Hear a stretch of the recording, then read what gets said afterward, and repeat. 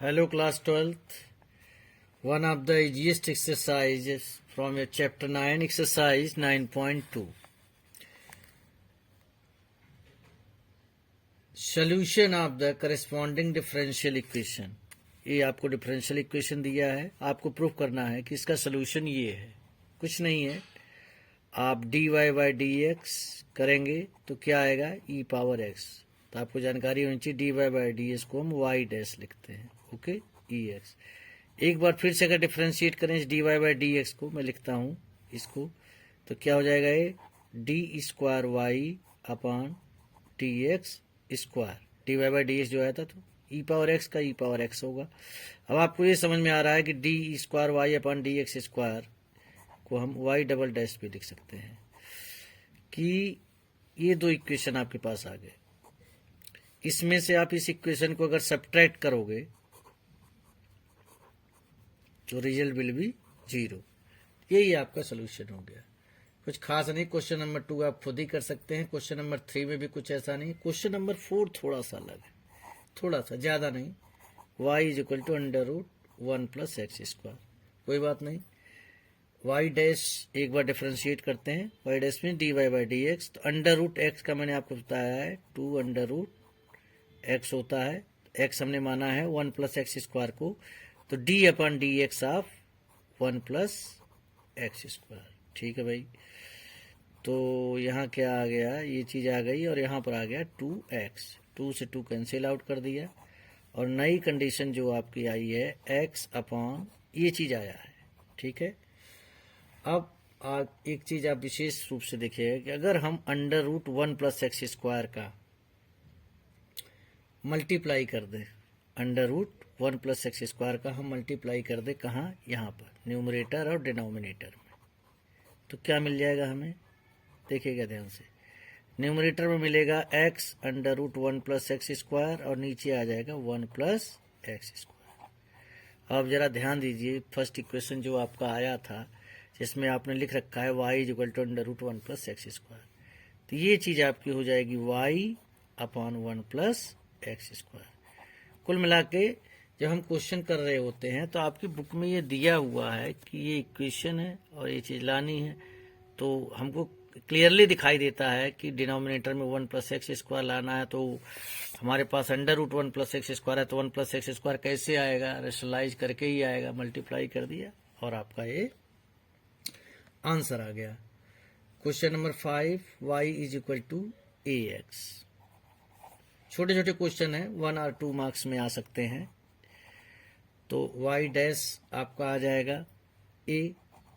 ठीक है, y dash is equal to a आ गया। अब प्रूव करके क्या लाना है कि x y dash is equal to y, तो भाई x का मल्टीप्लाई कर दो पूरे इक्वेशन में, इस इक्वेशन में x का मल्टीप्लाई कर दिया, क्योंकि हमें x y डैश लाना था।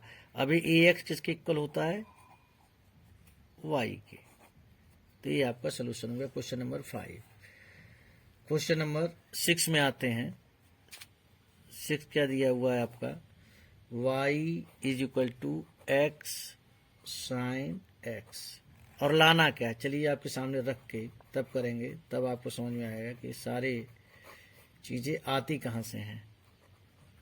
ये चीज लानी है, x y dash is equal to y plus x under root x square minus y square, और y is equal to x sine x दिया है, तो पहले तो इसको y डैश लाना ही लाना है भाई। यहाँ लग जाएगा product rule, x cos x plus sign x, और x का तो 1 होता है, तो 1 मैं यहाँ पर लिख नहीं रहा हूँ। तो अब यहाँ पर जैसे आप आगे बढ़ेंगे,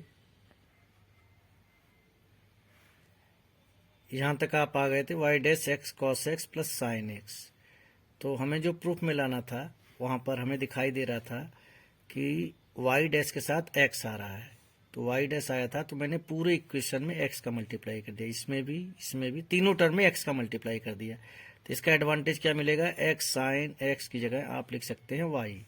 अब सवाल बचता है एक्स स्क्वायर कॉस एक्स का।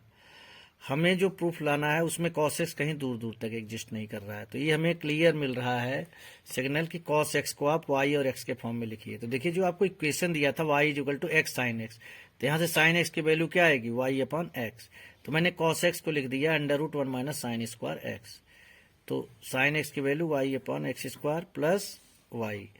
अब ये आपका आंसर हो गया। एलसीएम लेंगे आप, under root x square minus y square, नीचे भी रूट में एक्स स्क्वायर आएगा तो बाहर आके वो एक्स हो जाएगा, एक एक्स इसे कैंसिल आउट करेगा, and this is your final answer.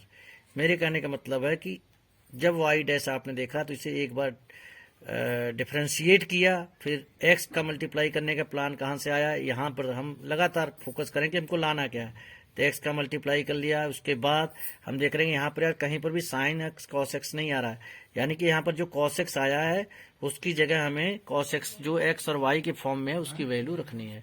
तो यहाँ से ला के हमने इसकी वैल्यू रख ली। ये आपका क्वेश्चन नंबर 6 था। क्वेश्चन नंबर 7 भी मैं आपको बता चुका हूँ 1 और 2 मार्क्स का, वैसे तो क्योंकि ज़्यादा डिफिकल्ट क्वेश्चन नहीं तो 1 और 2 मार्क्स का आपका एग्जाम में आ सकता है। 7th क्वेश्चन क्या है, x y is equal to log y plus c. तो चलिए यहाँ पर x y dash is equal to दिया, यानी सिंगल वर्ड डिफ्रेंशिएट तो करना पड़ेगा, तो प्रोडक्ट टूल लगाइए। X y dash plus y, x का हो जाएगा 1, लॉग वाई का 1 अपॉन वाई, और वाई का चेन रूल से फिर करोगे तो वाई डैश, जिसको d y by d s कहते हैं, सी का आपका कांस्टेंट हो जाएगा। तो वाई डैश आप एक तरफ ले आइए, तो x y dash minus y dash upon y is equal to minus y, ये चीज आ गई। वाई डैश कॉमन लेंगे तो क्या बचेगा, x y minus 1 upon y is equal to minus y. तो y dash x y minus 1 ये जाएगा इधर, तो माइनस वाई स्क्वायर। अब मैं आपको बताऊं कि वाई डैश आ जाएगा minus y square upon x y minus 1। अब आप न्यूमरेटर डिनोमिनेटर सब में -1 का मल्टीप्लाई कर दीजिए। और ऐसा क्यों कर रहे हैं, क्योंकि आपकी बुक में दिया हुआ है कि आपको लाना है y dash is equal to y square upon 1 minus x y. कुछ नहीं है, करते जा रहे हैं, एलिमिनेट होता जा रहा है। क्वेश्चन नंबर 8 थोड़ा सा अलग है, हल्का सा ट्रिग्नोमेट्री का इन्वॉल्वमेंट हो गया है।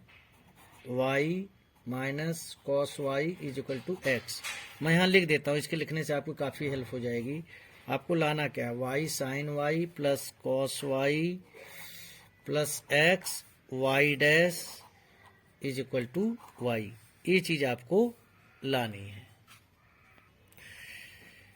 ये चीज आपको प्रूफ करके लानी है। तो ये मैंने वाई को वाई डैश कॉस वाई का माइनस साइन वाई होता है तो प्लस साइन वाई, देखिए यहाँ से गलती हो सकती है, माइनस कॉस वाई को जब आप डिफ्रेंशिएट करेंगे कॉस वाई का माइनस साइन वाई होता है प्लस साइन वाई, या फिर वाई डैश लिखना भूल जाते हो, ऐसी गलती नहीं होनी चाहिए, और एक्स की जगह 1।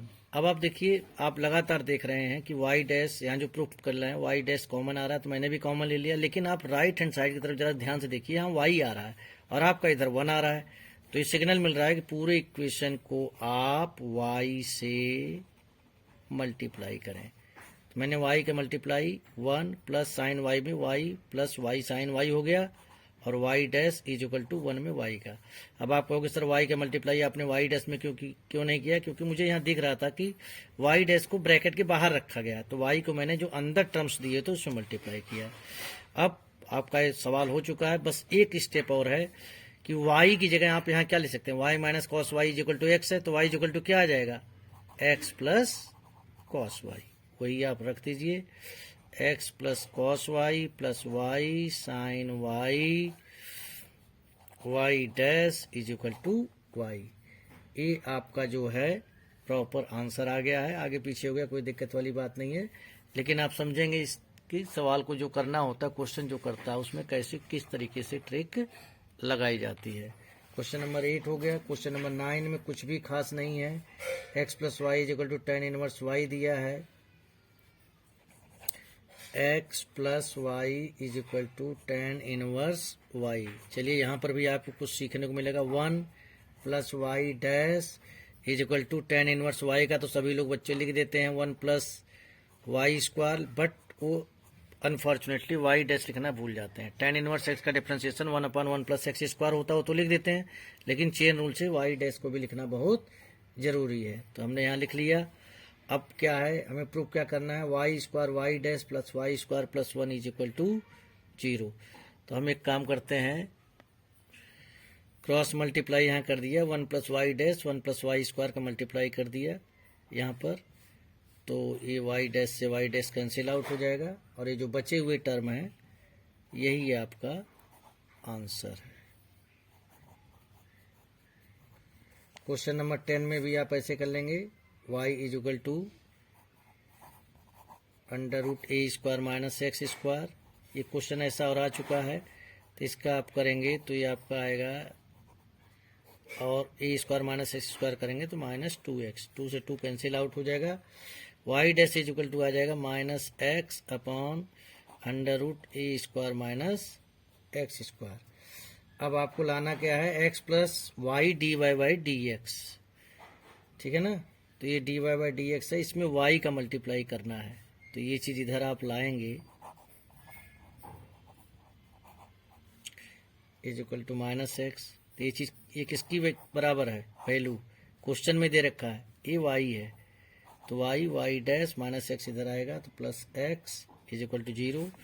इस y डैश को आप d y by d x भी लिख सकते हैं, तो ये आपका आंसर हो गया।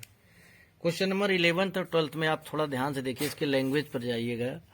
Find the number of arbitrary constant in the general solution. General solution में जितने ऑर्डर का होता है डिफरेंशियल इक्वेशन, जैसे यहाँ 4th ऑर्डर का है, तो आर्बिट्री कांस्टेंट होंगे 4, लेकिन जनरल सोल्यूशन में। लेकिन पर्टिकुलर सोल्यूशन में डिफरेंशियल इक्वेशन 3rd ऑर्डर का दिया है, जब पर्टिकुलर सोल्यूशन है तो इसमें हमेशा जो आर्बिट्री कांस्टेंट होंगे वो 0 होंगे। जब भाई आपका पर्टिकुलर सोल्यूशन है, यानी एक पर्टिकुलर वैल्यू पर आप वैल्यू निकाल रहे हैं, डेफिनेट इंटीग्रल की कैटेगरी में जब आ गए, पर्टिकुलर सोल्यूशन में आ गए, तो उसमें कांस्टेंट फिर नहीं बचेगा। तो उसमें आपका जनरल सोल्यूशन में जितने ऑर्डर का होगा डिफरेंशियल इक्वेशन उतने आर्बिट्री कांस्टेंट होंगे, और पर्टिकुलर सोल्यूशन में हमेशा 0 होंगे। आई होप आपको एक्सरसाइज 9.2 समझ में आ गई होगी। आपकी जानकारी के लिए मैं बता दूं 9.3 डिलीटेड है सीबीएसई की तरफ से। वी विल स्टार्ट और exercise 9.4 in the next video.